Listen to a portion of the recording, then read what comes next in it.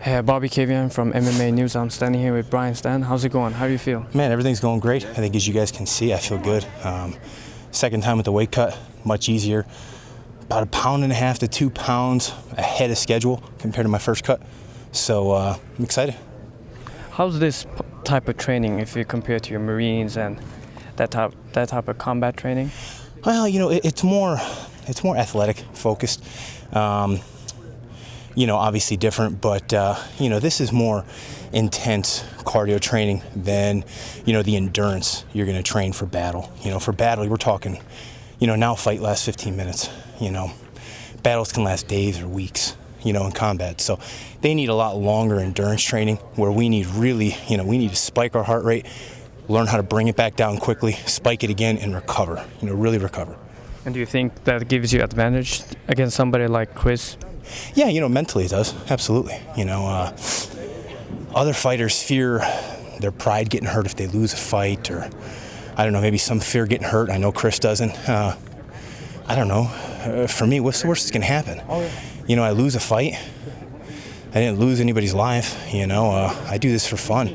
I can go out there and fight 110 miles an hour and put this in perspective, and that's what's gonna help me win Saturday night.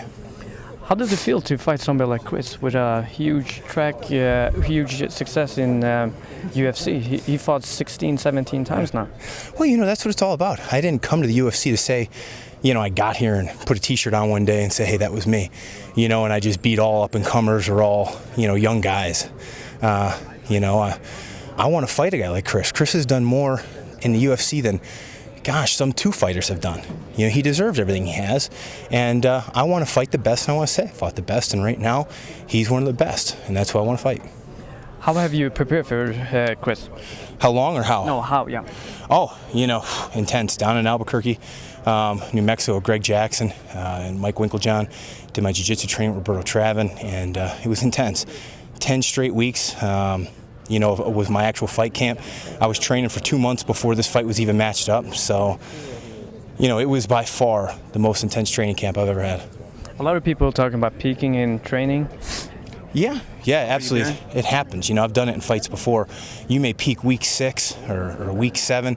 Problem is the fight's week 8 or 9, and you start coming back down from your peak shape, and you can see it. It's a very specific science, and you know, sometimes you see it in these fights and you'll say, you know, you hear people say, well, this fighter got gassed or he was out of shape.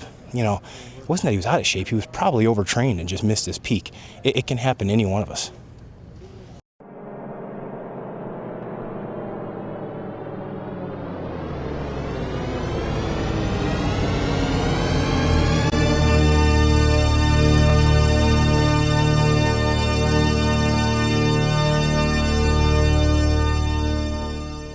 Ti tapo me, polora. Yeah, thank you so much. Close Brian. enough, right? That's a good like. Hey, thank you very much.